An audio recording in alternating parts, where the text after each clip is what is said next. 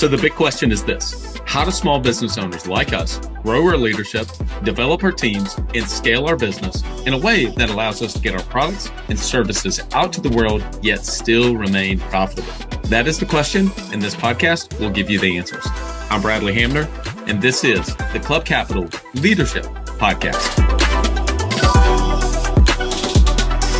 Hey, before we get into today's episode, did you know that Club Capital is the largest accounting and advisory firm for insurance agency owners in the country, providing monthly accounting, CFO services, and tax preparation? Check them out at club.capital. This podcast is brought to you by Autopilot Recruiting.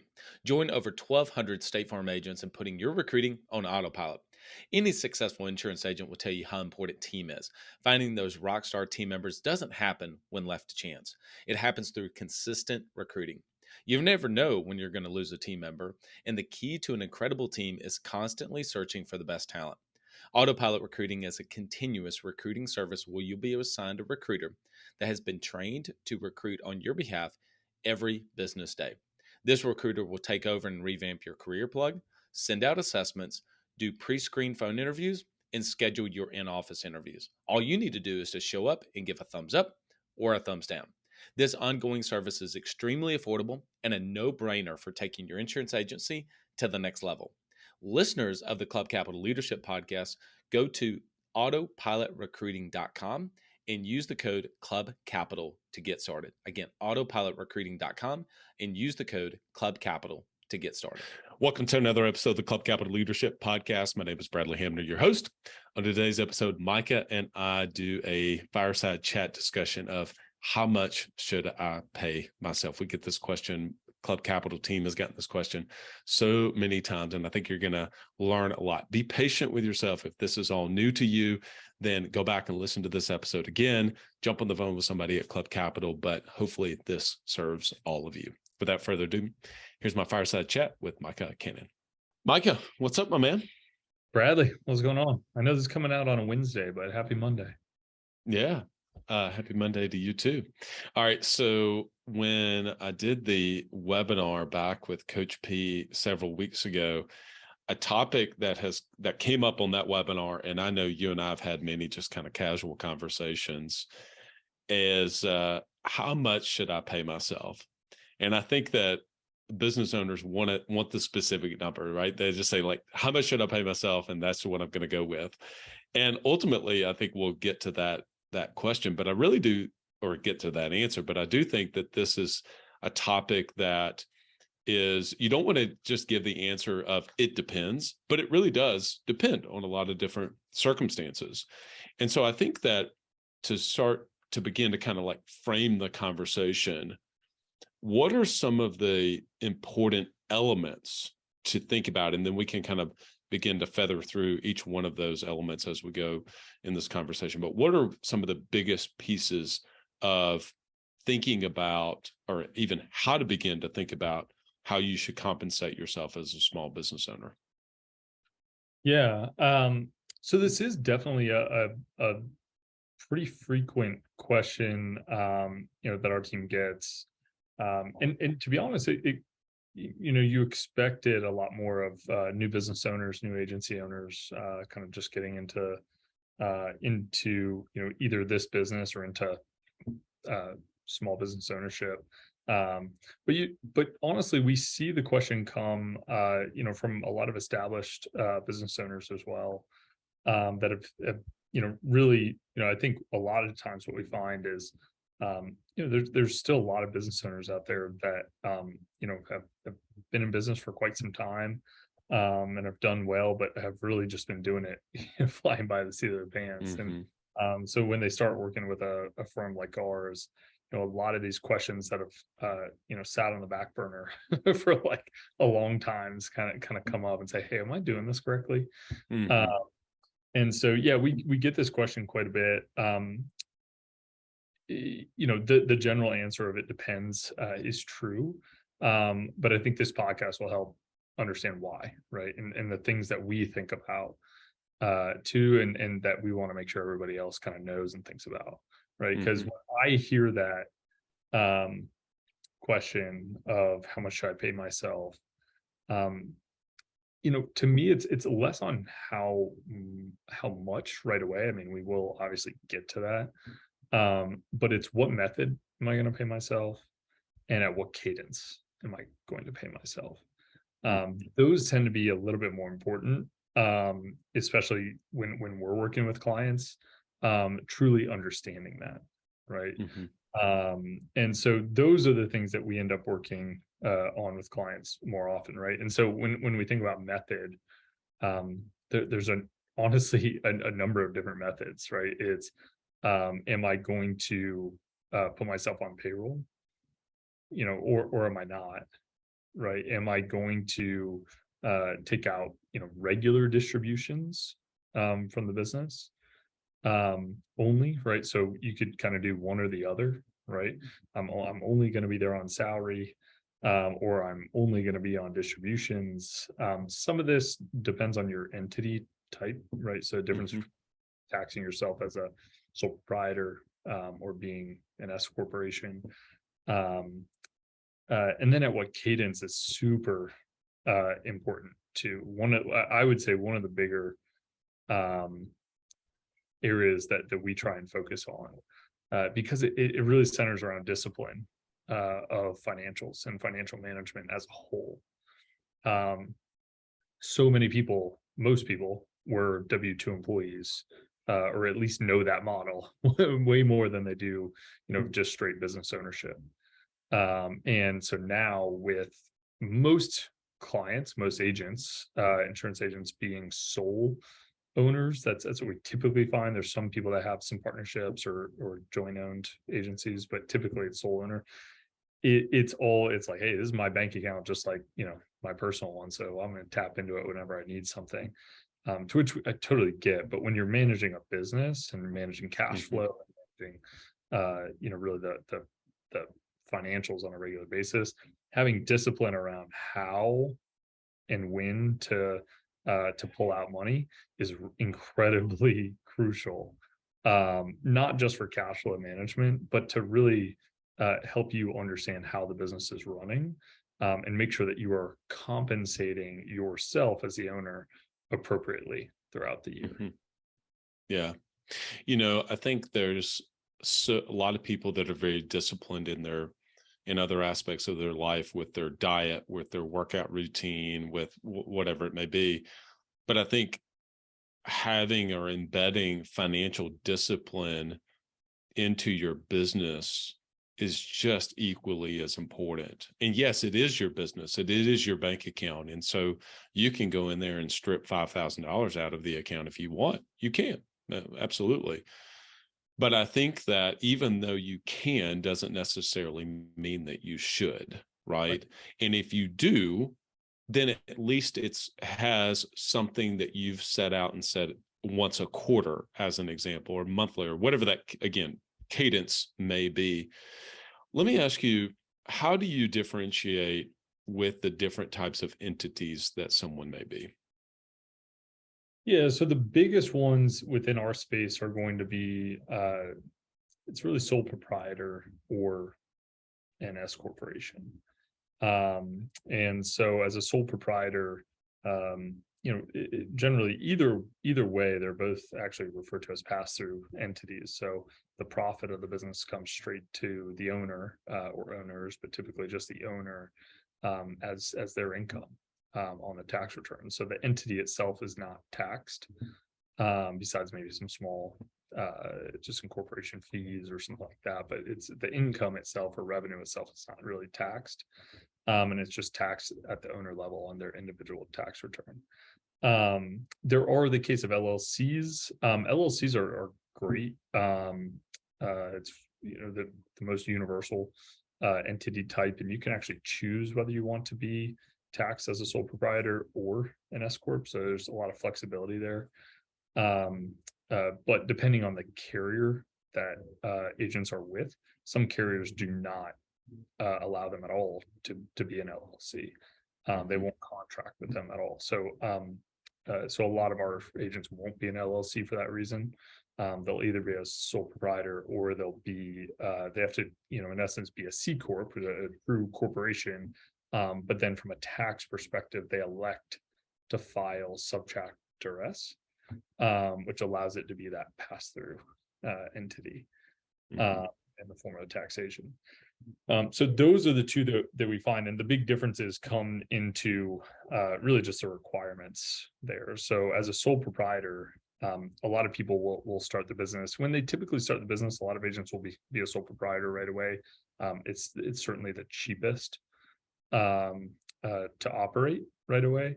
A lot of people think it's very much just an extension of themselves, though, and it's really not. It still has it's a sole proprietorship. It has its own EIN, right? So an employee identification number, which is in essence a social security number for a business, right? So it's its own entity still, even though it's a sole proprietorship.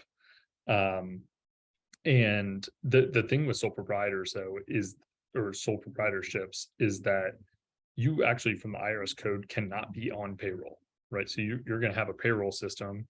We use Gusto or ADP, and you'll have your employees on there. And a lot of times people put themselves on there too, right? Why? Because they're so used to that. Actually, as a sole proprietor, you cannot be on payroll. It is something that they do not allow. And so immediately that causes panic, right? Oh my gosh, I'm not going to get paid, right? Which immediately starts this question of, wait, how much do I pay myself, right? And what do I do with the taxes, right? So as a sole proprietor, you have to immediately get into this understanding of, okay, wow, I need to take distributions from the business to be able to pay myself. And that's how I do it. And then automatically right away, you're not having those withholdings that you have, paying federal, state, and sometimes local tax. And so you got to understand what those are and work with your CPA, work with, one of our CPAs to help understand how to make quarterly payments, right? If you withdraw $10,000, over the first quarter, am I going to be taxed on that, right? And it all depends on what that profitability number is going to be. I think we just did a podcast understanding a little bit of this just last week. Let me ask you a question real quick on this. At what point do you believe if a business starts out as a sole prop, where's the tipping point? I'm glad I came up with that word. What's the tipping point from a profitability perspective where it begins to make sense, generally speaking, to say, you know what, you're going to get more, which I know we're going to get to the benefits of an S Corp in a second, but it now is worth you making the switch, becoming incorporated, moving over, getting the benefits. I mean, I think that's a big question too, because somebody starting out, hey, first couple of years, we're maybe breaking even, just a little bit of profit. Well, then it starts to build and you get more profitable over time. What's that tipping point? Yeah, so that tipping point, I think before I talk about the tipping point, I'm going to talk about why is it even a question, right? I think a lot of people say, wait, I just need to be an S Corp from day one, right? S Corp, S Corp, S Corp. There is a big kind of buzz around this because not enough small business owners have elected to be S Corps. And there's a ton of tax benefits to being an S Corp. And so there is a good buzz kind of in the industry of everyone's like, I want to be an S Corp right now. And we say, great, right? Let's see if that makes sense for you. But the reason why there's benefits to this is that there's different ways that you can be taxed in an S Corp, right? So I'll first say for a sole proprietorship, there's, I'm going to give a lot of high level stuff today. So I might skip over some exact things. I would say talk to, your assigned, accountant, CPA, on the Club Capital side or your own if you don't work with us. But I'll give some kind of high level stuff from like the consultant and advisor within me. But on the sole proprietor perspective, it is generally one form of tax. It flows all the profit from your business, right? So say you have 500,000 revenue, 400,000 expenses, $100,000 profit in the agency. That $100,000 comes to you as the individual as income on your tax return at the end of the year from the agency. Now you might have other stuff on your tax return. I'm not going to get into that, but just say $100,000 there. You're going to pay what's called self-employment tax as well as income tax on that $100,000. And so in essence, what this is, and just to boil this down a little bit, is, you have to pay the employee and employer portion of FICA, which is Social Security and Medicare, right? So typically as an employee, you only pay like half of that, right? You pay the employee portion of it and your employer pays the other half, right? Well, now you're both, right? So you have to pay both of those, right? So you have to pay both of those yourself, right, out of profit, right? Instead of having one reduced profit, half of that reduced profit.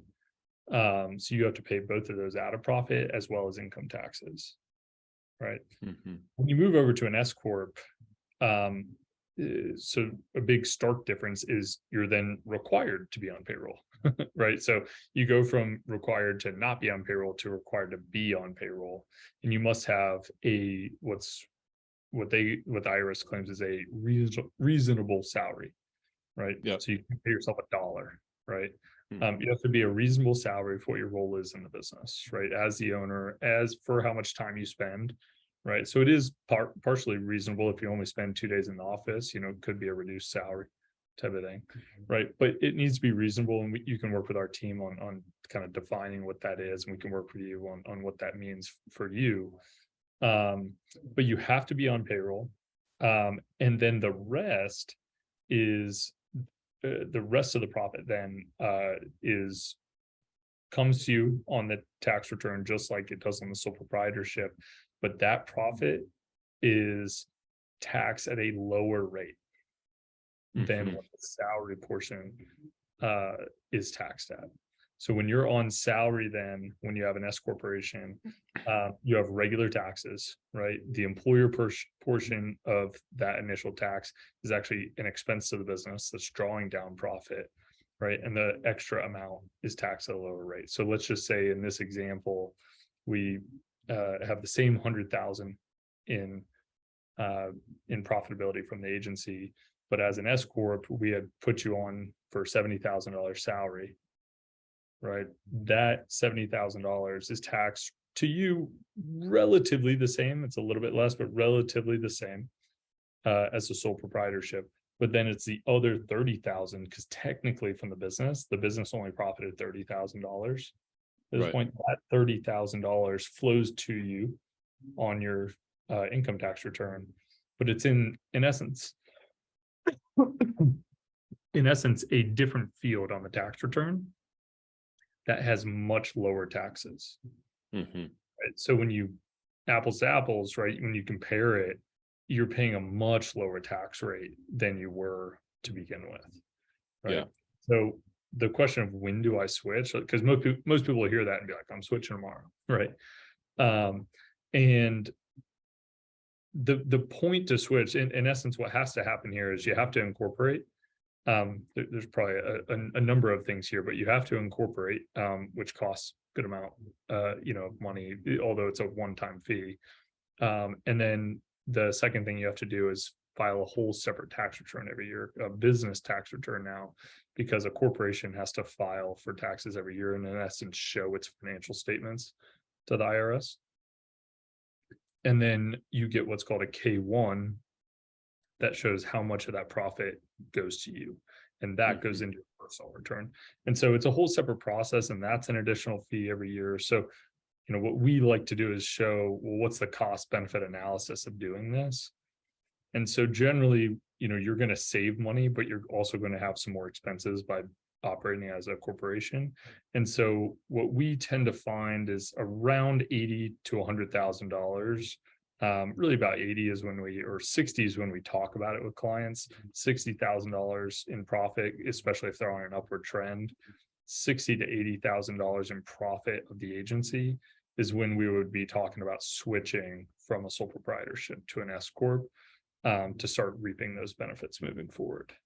Yeah, that's big. Yeah, I think that helps people to begin to even have some sort of a range, right? They people want a range to say not what's the specific number of, okay, I hit 60, now I'm going to go do it. Well, no, but the conversation needs to start. And so if you're at 150,000, well, you probably would have benefited from at least having the discussion yourself. And then that obviously brings, one of the things big, I don't know, it's almost like a, people are on different sides of this is, what's the reasonable salary amount? It's like, well, you paying yourself a $15,000 salary, and your company does $750,000 in top line revenue with $250,000 in profit.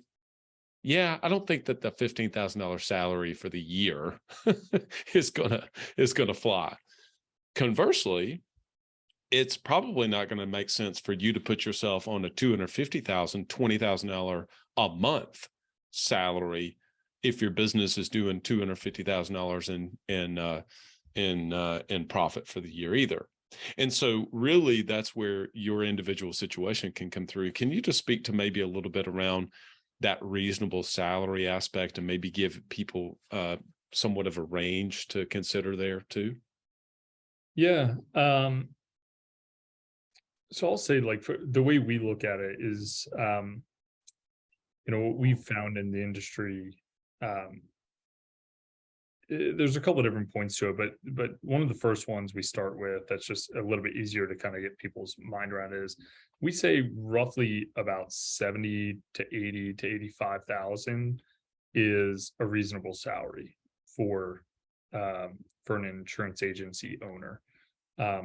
Now that has context to it. It's not the same thing for every single agent. And if you were, just starting out, does it make sense to be that? No. So we look at the size of your agency and the amount of revenue that you're pulling in to the business. We'll look at how you're paying the rest of your team too.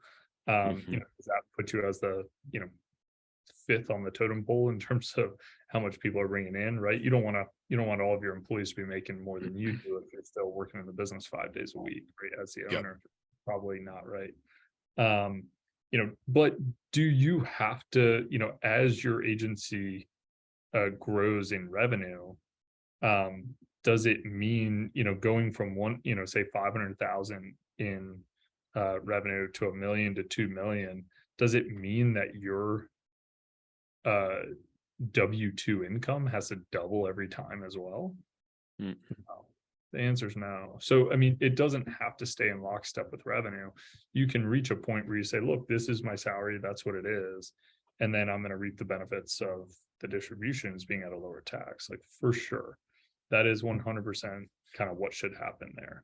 Now, should it go up a little bit? Yeah, if you've got a $2 million, revenue business, yeah, it should probably go up a little bit.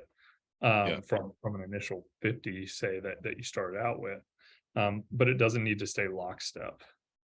Yeah, I think this also just really speaks to, I'm going to state the obvious here, but if you can't call enough people yourself, if you call 4 or 5 of your peers, nothing wrong with that, do that and kind of get an idea, but you're not going to have the data that Club Capital has to be able to look at it and say across several hundred that has seen everything from brand new to 25 years in business, running a couple $1 million in revenue through the thing.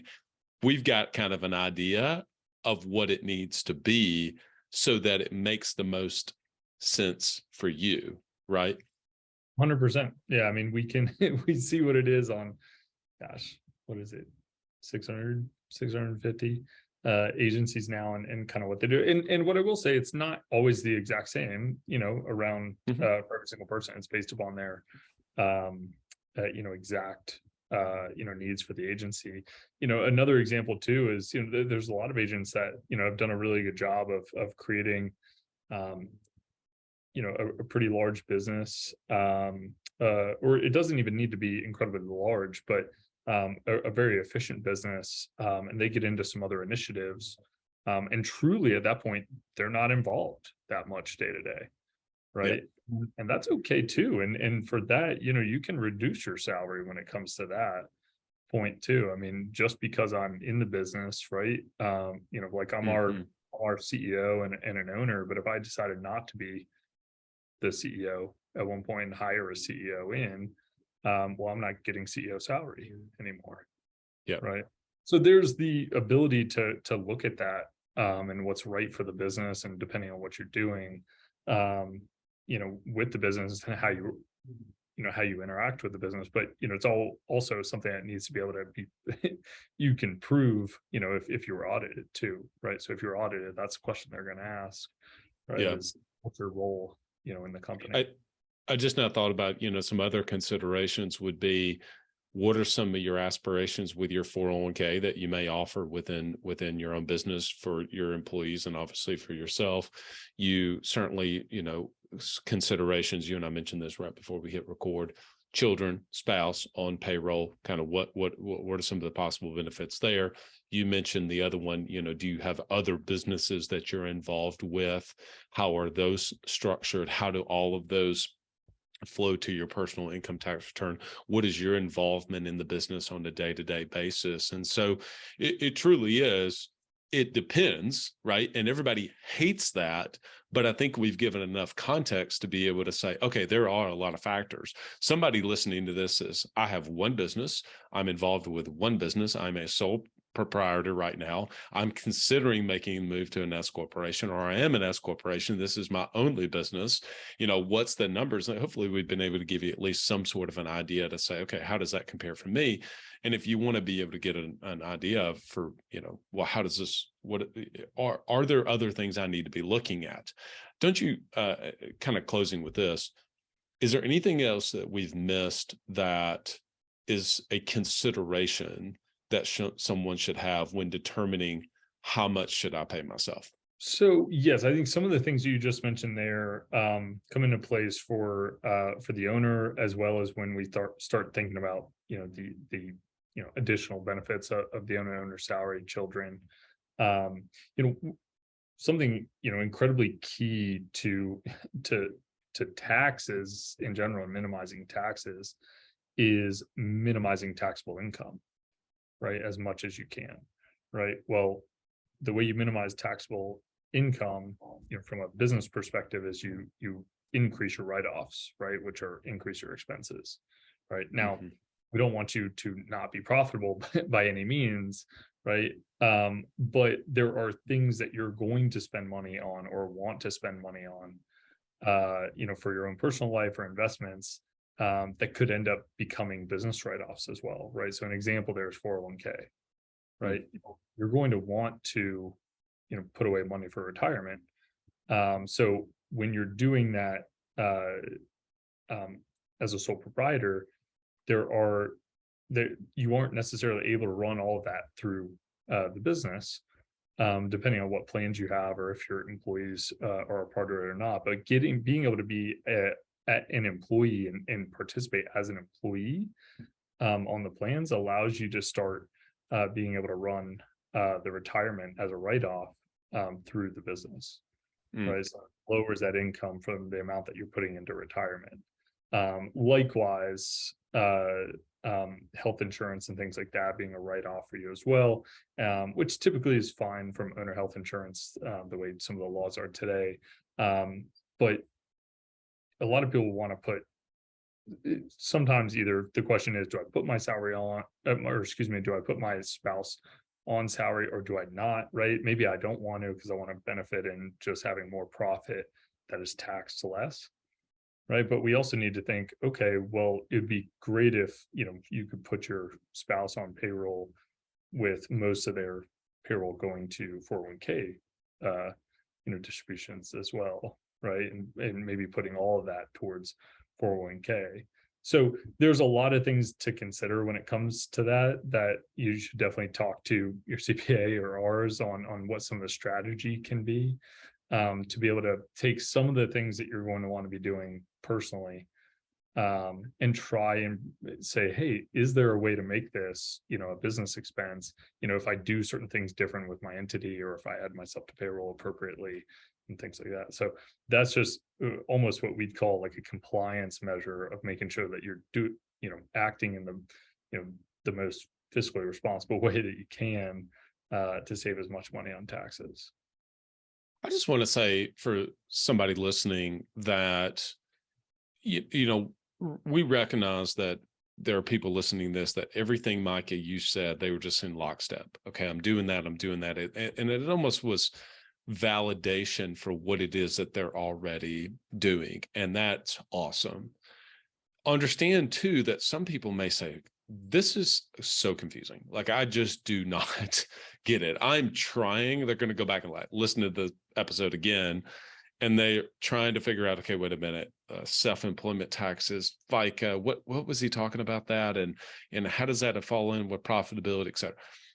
I did a solo episode, I don't know, this was several weeks ago, called Time Under the Bar. And the idea is that, if you just give yourself enough time and don't kind of shy away from this, you can learn this. You really can. This is a skill that you can develop, and it's not to turn you into a CPA. You don't need to do that. But these are important decisions. You want to be able to bring home as much money as you possibly can, spendable money to your family, and being able to, avoid as much taxes as possible and do so in a legal way is really important. There are things you can do. The IRS code is not necessarily a gotcha.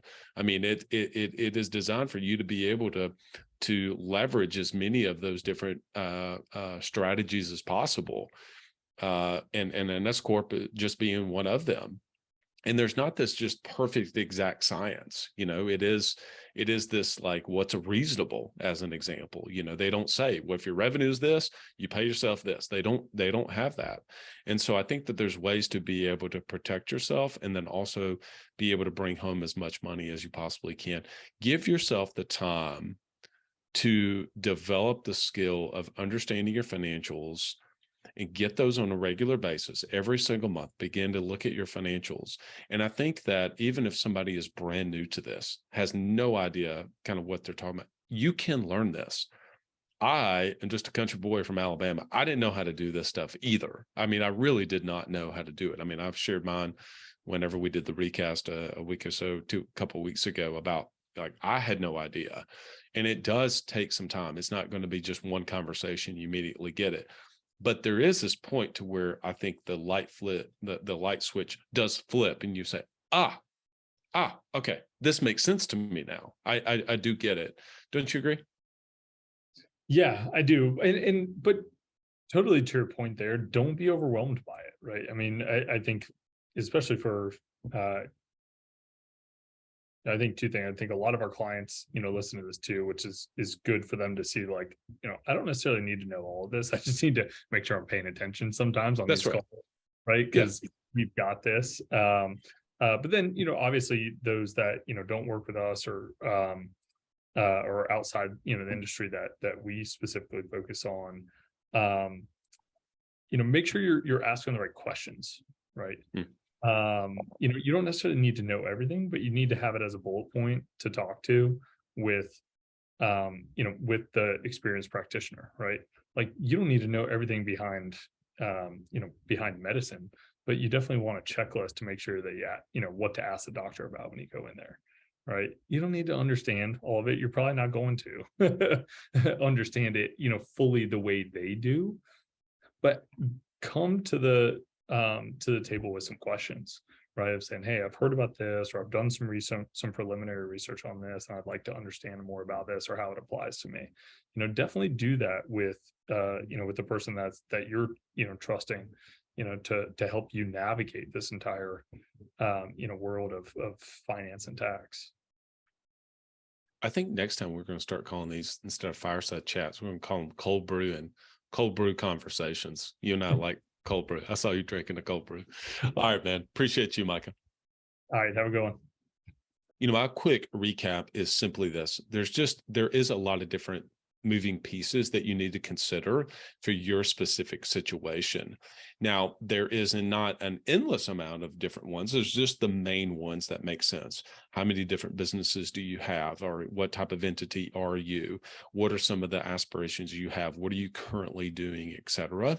And ultimately being able to sit down with someone and say, and I think as Micah was saying at the very end, ask the right questions, be dangerous enough to be able to ask the right questions and challenge who it is that you're working with. Say, is this the best thing for me currently? Because where you were maybe 2 or 3 years ago in your business may be vastly different than where you are today. And so maybe this was a good reminder for some of you that may say, hey, I've been paying myself the exact same way for 4, 5, 6 years, but the business has doubled during that period of time. Maybe it's at least worth a 30-minute conversation to jump on the phone with someone. All right, everyone. If you're not a member of Club Capital, you want to just jump on the phone with someone and kind of discuss your situation, go to club.capital. As always, big shout out to our podcast partners, Autopilot Recruiting, Coach P, and DirectClicks. Go to directclicksinc.com if you're ready to have a much more of an online profile for your business, SEO, Google pay-per-click, deliver to your sales team leads that they can actually convert. Go to directclicksinc.com. You hear me say it so often, A players. The biggest investment you can have in your business is the investment in your team. You all know that, and you want to be able to have A players. Well, to do that, you got to be able to have a really good pipeline that's ongoing, a regular pipeline of not just leads for your business. You can reach out to DirectClicks for that, but also pipeline of great candidates. So go to autopilotrecruiting.com. Make sure you let the team over there know that you heard about them on the Club Capital podcast. And then every single week I talk about the value that David brings and his team brings twice a week in with the Coach P. You heard the recast I did of the webinar I did on Coach P. He brings in certainly way better speakers than me once a month in an agency only owner call. So go to coachpconsulting.com and let David know you heard about him on the Club Capital Leadership podcast. All right, everyone. Hope this served all of you. Until next episode, lead well. So the big question is this: how do small business owners like us grow our leadership, develop our teams, and scale our business in a way that allows us to get our products and services out to the world, yet still remain profitable? That is the question, and this podcast will give you the answers.